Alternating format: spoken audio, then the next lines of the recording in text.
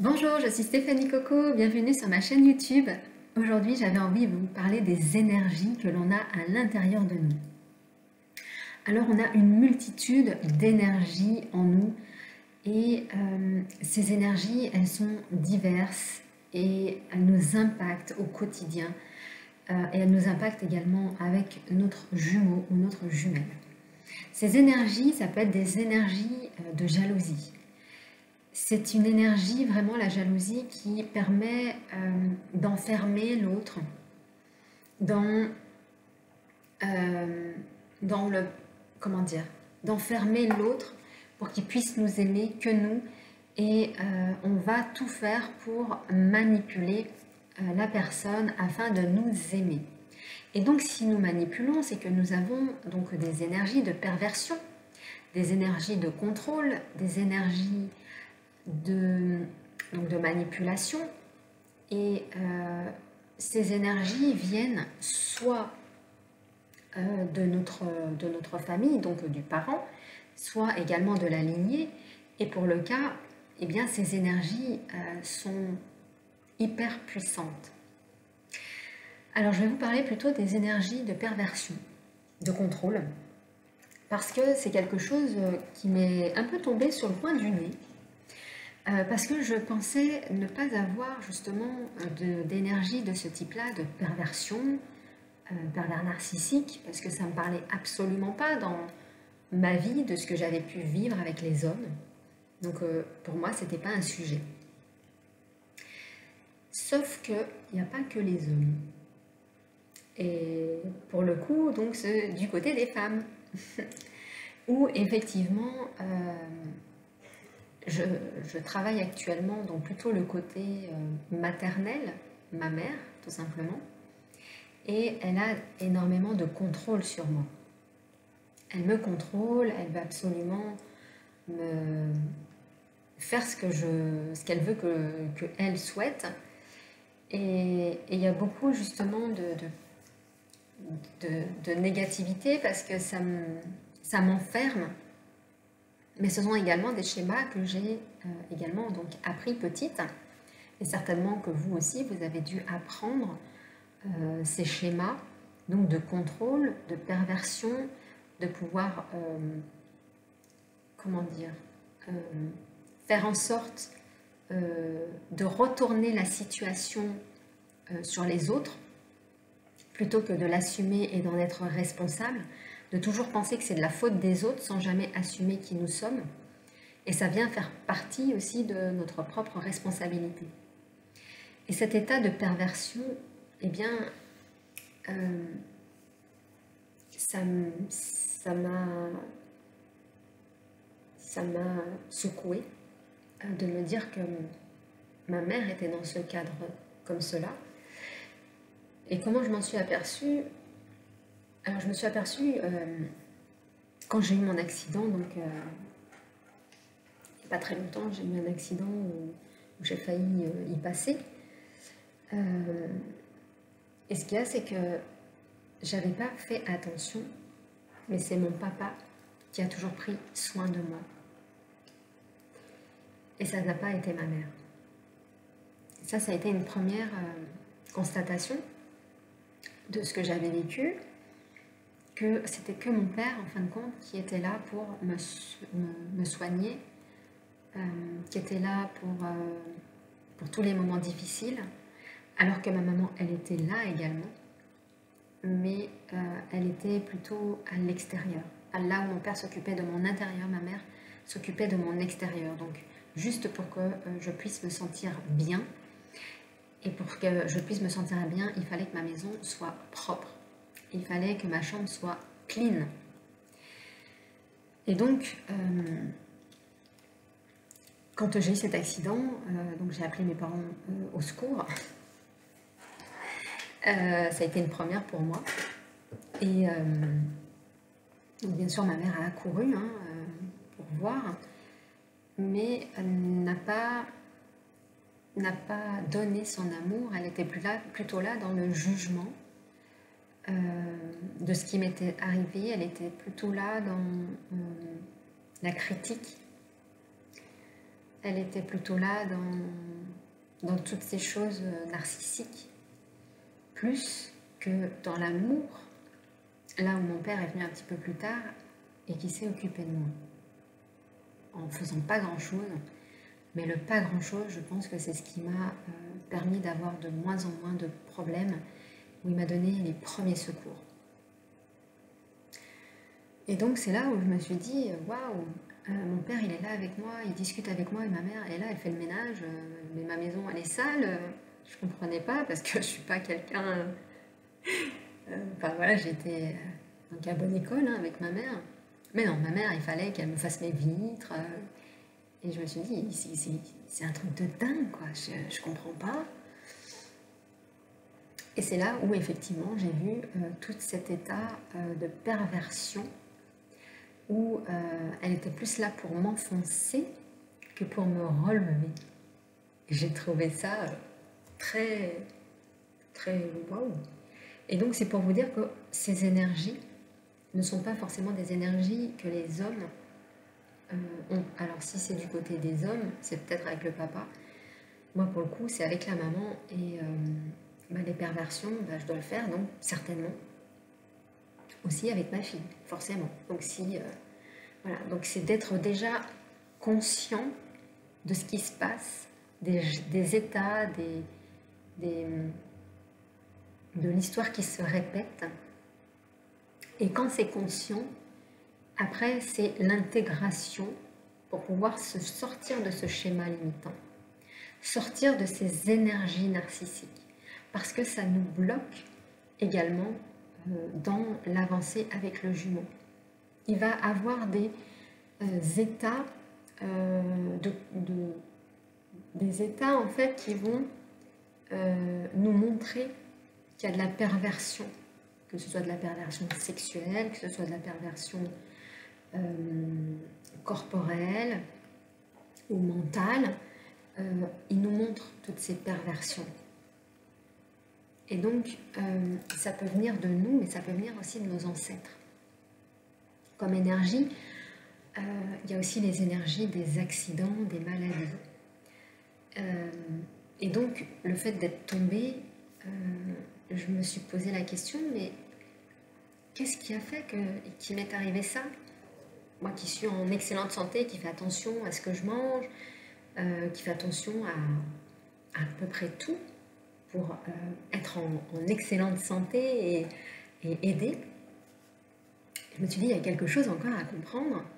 Et c'est là où je me suis aperçue que j'avais, depuis l'enfance, aussi des énergies d'accidents de vélo,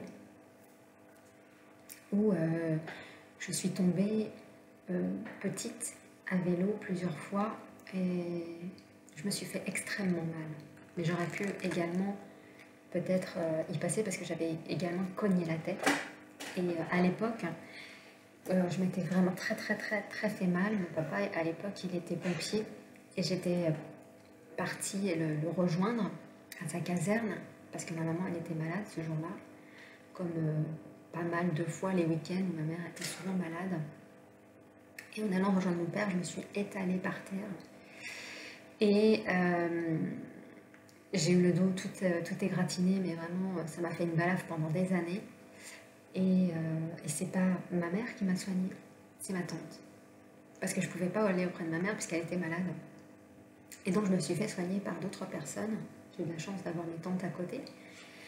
Et ce que je veux vous dire, c'est que ces énergies, en fait, elles sont encore là. Et donc, c'est soit nous qui les prenons, soit des objets qui peuvent les prendre. Mais là, quand c'est nous et notre santé, c'est différent. Donc ces énergies sont également à faire enlever par des énergéticiens, mais également à conscientiser pour que ça n'arrive plus et que le schéma, en fait, c'est comme si on devait rayer le disque. Rayer le disque, c'est carrément, enfin même plus que le rayer, c'est le casser pour plus avoir ce schéma qui continue à se mettre en place. C'est de faire un pas de côté pour dire ok, là je t'ai vu, j'ai vu ce que tu avais comme énergie, je vois ce que j'ai en moi, maintenant je fais tout pour justement la libérer et pour pouvoir faire attention. Et pour faire attention, eh bien, ça va être déjà de s'écouter à ce moment-là. Ça va être d'écouter sa guidance. Parce que quand on n'écoute pas sa guidance et quand on n'écoute pas les signes qui viennent nous annoncer des fois des choses dramatiques, ou que des voitures, ou que nos achats ne sont pas bons pour nous, et bien derrière on a tout cet impact. Et donc c'est d'être beaucoup plus connecté, en lien avec la source, mais ça vient également souligner autre chose qui est beaucoup plus puissant, dont j'ai parlé avec ma communauté, donc sur Telegram. C'est que quand j'ai eu cet accident, j'ai demandé donc à une énergéticienne de pouvoir m'enlever des énergies sombres. Et là, elle me dit, mais Stéphanie, en fait, moi, je peux rien faire pour toi. Et pourtant, c'est quelqu'un d'assez fort. Hein, voilà. Elle me dit, je peux rien faire pour toi parce que là, en fait, tu t'es fait attraper par rapport à quelque chose que tu fais, toi. Et quelque chose là qui vibre avec ce que tu as fait et quelqu'un qui t'a mis du sombre sur toi. Dans le sens où,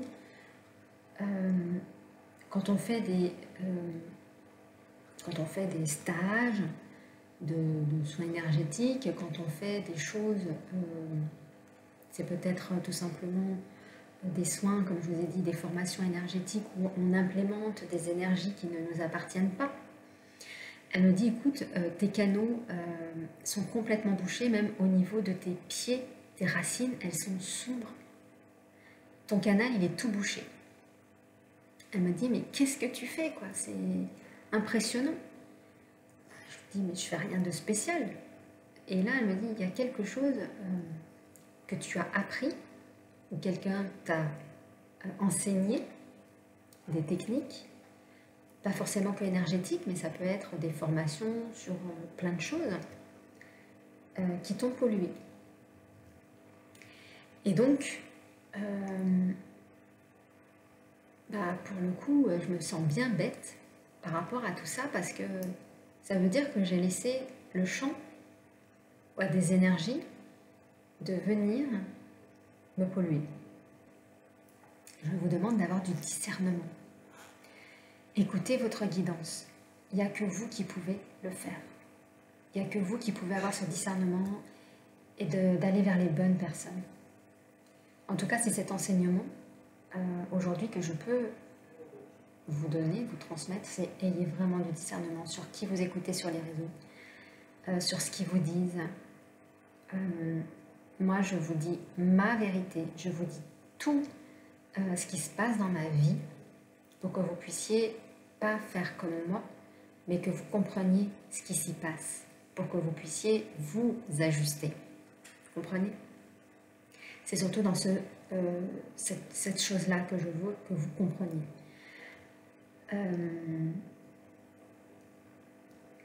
Donc toutes ces énergies, tout ce qu'on a pu apprendre, nous créer en fait des blocages énergétiques puissants et donc nous empêche d'avancer avec notre flamme jumelle. Et pour réveiller les flammes, eh bien ça passe par beaucoup plus de choses que simplement la relation, l'amour. Moi, je viens toucher toutes vos branches, qu'elles soient familiales, sentimentales, professionnelles, qu'elles soient au niveau de l'argent, de toutes les branches, de la contribution, du don. Je touche à toutes les branches parce qu'on ne peut pas avoir qu'une seule branche de la spiritualité. On ne peut pas avoir une seule branche de la relation. On doit agir sur l'ensemble des branches. Vous voyez, on a des mains, on en a 10. Et on a, pareil, on a 10 doigts de pied. Et donc, c'est d'agir donc, sur toutes ces branches pour qu'elles puissent être complètes. C'est comme les phalanges, en fait. Hein. Vous voyez, ça, on arrive au premier palier, deuxième palier, troisième palier, et on les remplit, en fait, nos branches. Voilà. Alors, aussi, une petite anecdote pour pouvoir se dépolluer et de faire rentrer le jumeau en nous, c'est quand vous faites votre ancrage, vous devez y voir de la lumière dans vos racines et de la lumière dans votre canal. Voilà ce qui m'a été enseigné et je vous le donne gracieusement, cette clé. Donc, faites vos méditations, voyez vos racines lumineuses, éclairées, dorées. Et pareil pour votre canal, allez vous nettoyer comme ça. Et ainsi que votre corps, vous mettez comme si c'était des paillettes là qui vous nettoyaient et qui redescendaient par vos racines pour justement vous dépolluer. Et vous verrez que votre jumeau va commencer à s'accrocher derrière. Voilà, tout simplement. Eh bien, écoutez, n'hésitez pas, si vous avez des questions, je serai ravie d'y répondre. Vous pouvez également me contacter sur mon calendrier Calendly, on passe un moment ensemble. Si vous avez envie de passer à l'action, envie de vous guérir, envie de pouvoir vous libérer de tous ces schémas, et je serai ravie de pouvoir vous y accompagner. Je vous embrasse et je vous dis à très vite.